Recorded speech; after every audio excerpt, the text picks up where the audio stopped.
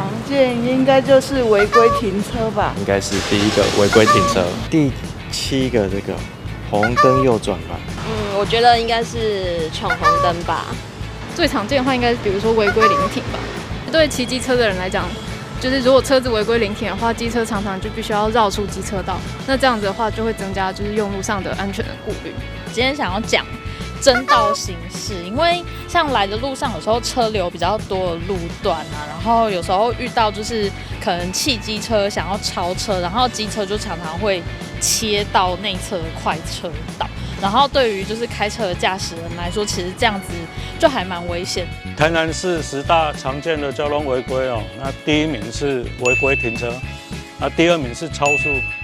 第3名是闯红灯，第4名是未依规定使用灯光，第5名是未转弯未依规定，第6名是争道行驶，第7名是红灯右转，第8名是未依标志标线号志指示，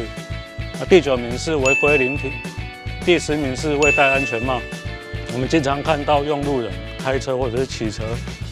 他贪图方便，直接在路边或者是十字路口、交叉路口，甚至在人行道还有行人穿越道，直接停下来。像这种行为一般都会挡到后面车子的视线。有时候后面的车子为了闪避前面的临停违规停车，为了闪避前面的车辆，去跟其他的用路人车辆追撞这样。很多驾驶朋友就如网络所说的切西瓜或者是鬼切直接从外侧车道左转，或者是从内侧车道右转它跟争道行驶差不多是一个概念。一般我们在路口接近路口处会画设双白线，那这个双白线的用意就是禁止驾驶人横越或者是跨越双白线那这2个交通违规都会造成后面用路人闪避不及，突然冲出来追撞造成严重的交通事故请每一位用路人从自己做起在路上多点耐心，多点安心。掌握市政3分钟，台南进步向前冲。其实交通安全是行的一个基本权利了。那过去台湾常常被人家讲说行人地狱，台南也常常被人家批评我们的这个交通的事故率比较高。那我们从硬体跟软体方面的改善的双管齐下。硬体的部分，我们对于路口的设计，包括行人专用石像，还有包括路口的改善，这些在做。那另外软体的部分，我们希望驾驶人跟同学都能养成，跟我们的市民朋友都能养成安全通行的习惯。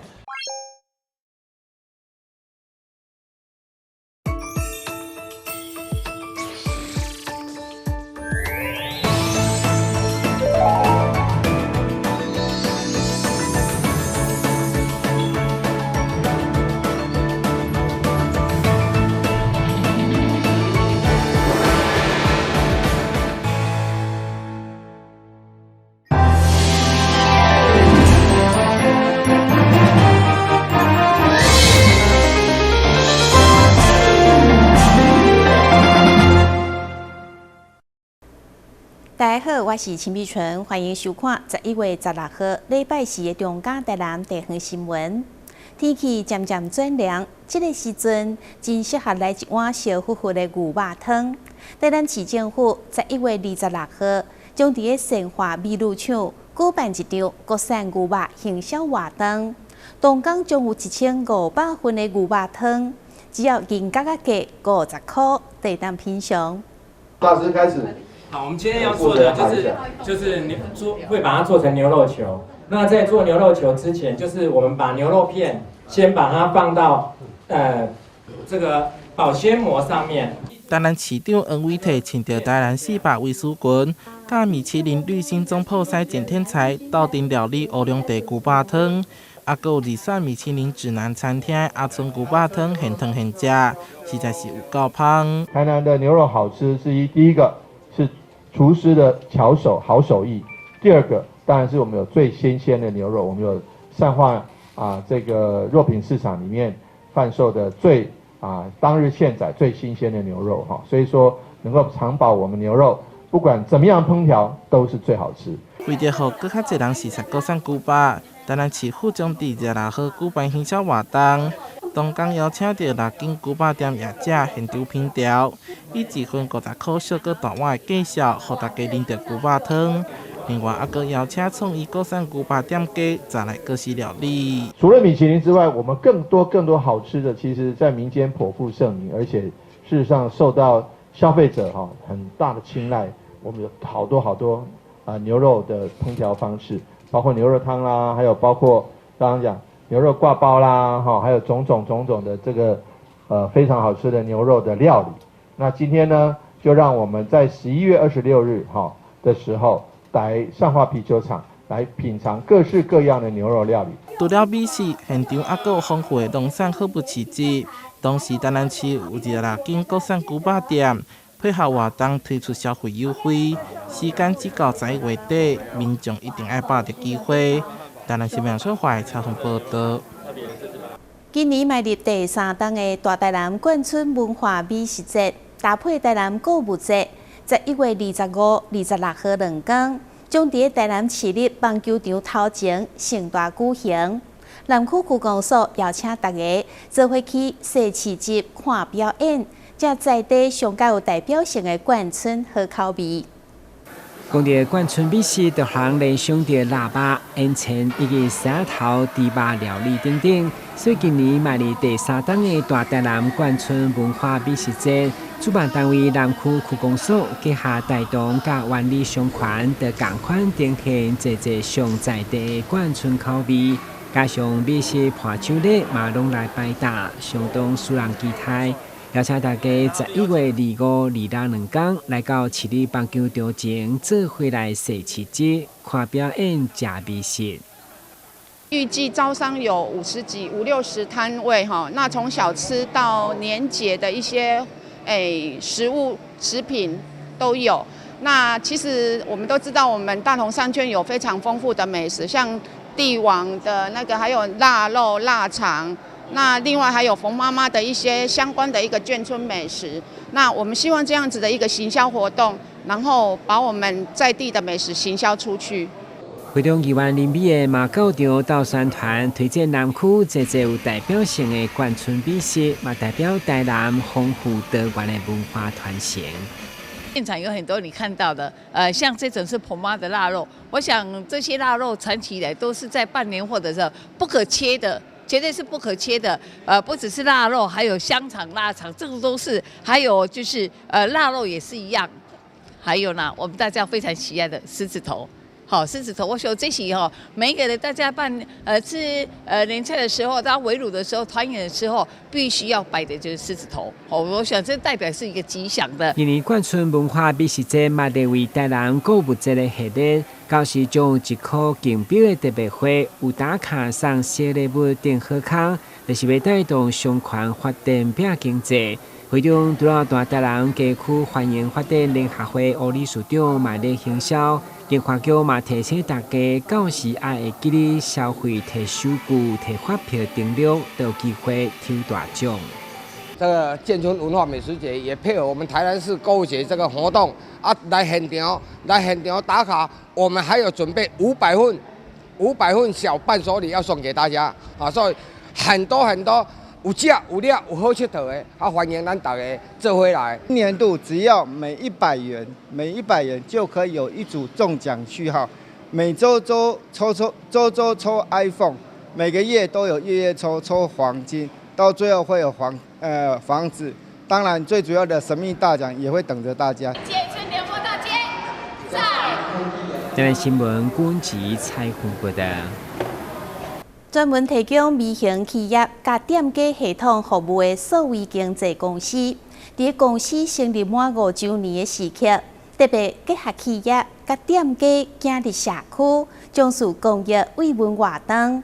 16号特别前往私立中泰教育院，一方面关怀弱势收容人，另外也捐赠物资帮助社会福利机构。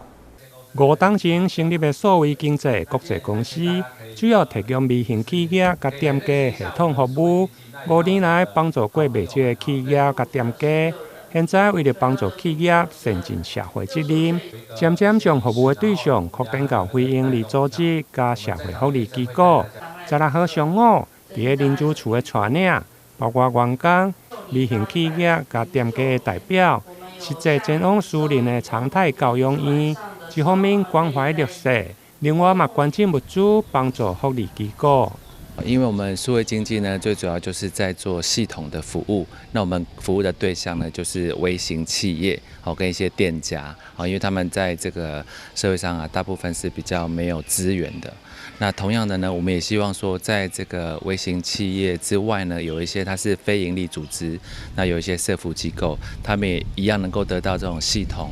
或者是我们整个资源的一个帮助。所以我们今天来到台南的常态教养院。这是由我们公司出资的哈，然后我们也号召我们的加盟商，还有我们的一些那个专案经理们哈，大家来共襄盛举。那我们今天总共募集了2万元的物资，那最主要就是由我这边来负责采购，然后跟机构的联络这样子。位伫新华的常态教养院，主要收容18岁以上、低收甲中低收入户的弱势身心障碍者。目前全院总共收容72位的医生。数位经济公司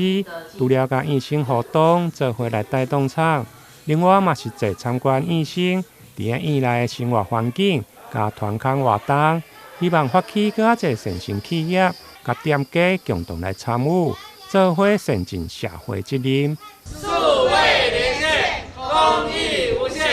耶！台南新闻林根采访报道。日本茨城县土浦市甲台南地隔姊妹市，因为双方伫农产、观光甲文化资产顶面真相共，所以土浦市特别规划晚年后做荞麦面、骑国家级自行车道，以及体验历史文化遗产等活动，邀请台南市民前往体验。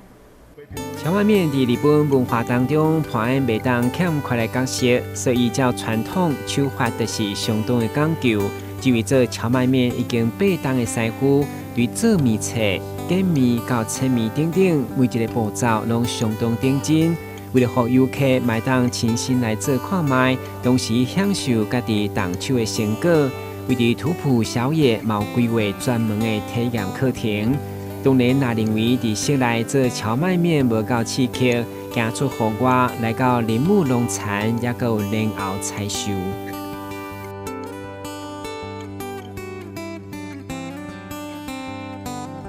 因为日本莲藕超过半数的产地拢来自茨城县，秋季是盛产期，采收对8月到4月，农民需要泡伫水内，将待伫土里的莲藕用手来摸，再用高压的水条喷走烂土，互伊浮出水面。看起来简单的操作，不过实际体验就知影农民的辛苦。踩下去的时候，你人根本就很难移动。很需要腰力跟脚力。是，当你摸到莲藕了，但是它因为盘根错节，你不知道它的头在哪里，你要去寻找那个头的时候，需要移动，那真的是非常难的一件事情。好，体验农夫的辛苦这样。对，而且他说莲藕非常脆弱，我们只是摸，然后再找。它可能就断掉了。做体验的民众除了感受采收的滋味，另外买当将辛苦收成的有机莲藕，直接就伫烘盘来烘，一款甜甜脆脆口感。美味しい。土浦是茨城县南部的核心城市，自古以来特别绿水青山为势，加上保存江户时代文化资产，无形当中透过国家级的自行车道一一串联。民间嘛一步一步对无到有甲商业发展密切结合，吸引自行车相关的产业，处处拢当看见车友的身影，甚至诞生全日本第一座自行車飯店。ここプレイアトレ土浦は日本最大級のサイクリングリゾートをコンセプトに2019年に出来上がった施設でございます。こちらサイクルに特化した拠点施設ということで整備した経緯になりますが、もともとこちらはいわゆるショッピングセンターだったんですけれども、ここを拠点に全長180キロのサイクリングロードがあるということで、サイクリングに特化した拠点を整備することによって、地域の活性化振興につながるということをですね、目的に全館をリニューアルをしまして、2019年にオープンしたという経緯になります。土浦市甲台南伫推展农产、观光以及文化资产等各方面有啥亲像，所以希望带动两市有更较侪交流。市の皆さん、土浦市の山口と言います。土浦市では、今自転車の街ということで力を入れておりまして、国のナショナルサイクルルートに指定されておりますつくば霞ヶ浦林林ロードでのサイクリングが、一押しの魅力となっております。他にも花火やレンコンなど台南市と共通点も多いことですので、皆さんぜひ、土浦市に遊びに来てください。よろしくお願いします。充分利用森林所流传充满梦想的观光甲浪漫的历史文化，期头更较侪人亲自土浦来行行看看。台南新闻阮自日本专题报道。咱先休困一下，马上回来新闻现场。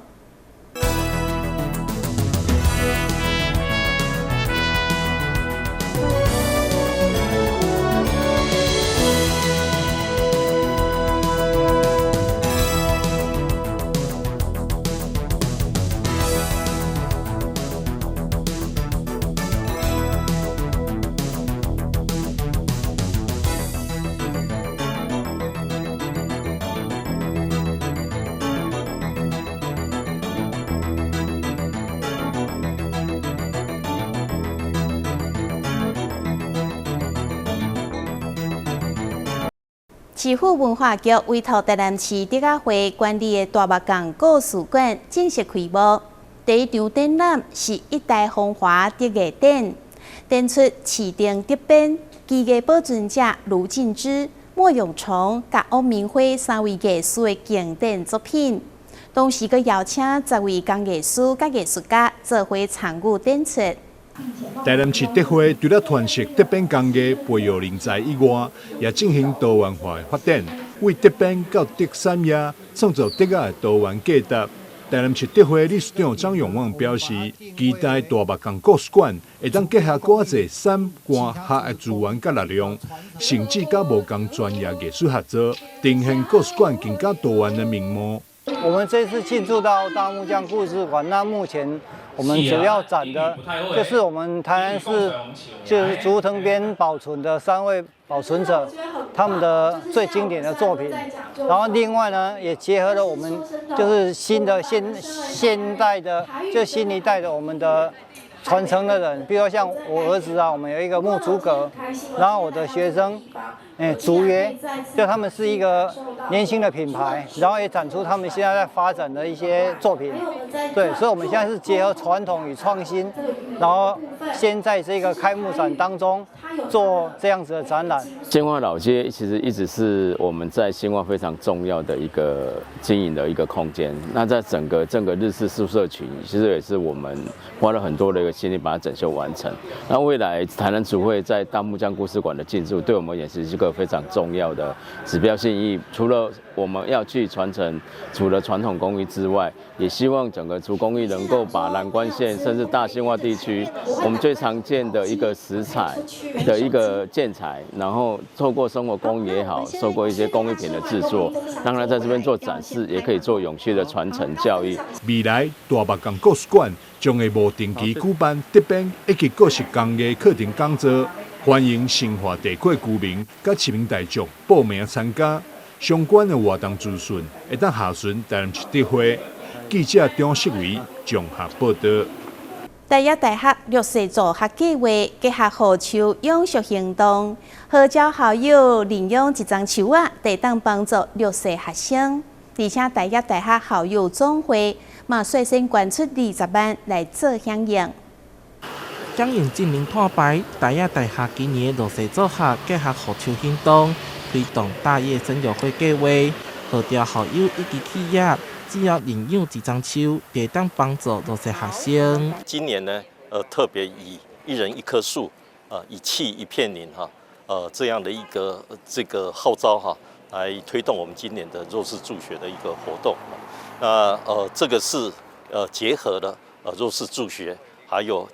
这种树减碳哈。台亚大学校友总会朴正英约率先捐出20万，希望会当发挥爱心，帮助母校，让弱势学生会当安心上课。这因上坚强的后盾。那其实据我所了解呢，大一大学学生呢60%-70%的都是经济不利的一个环境。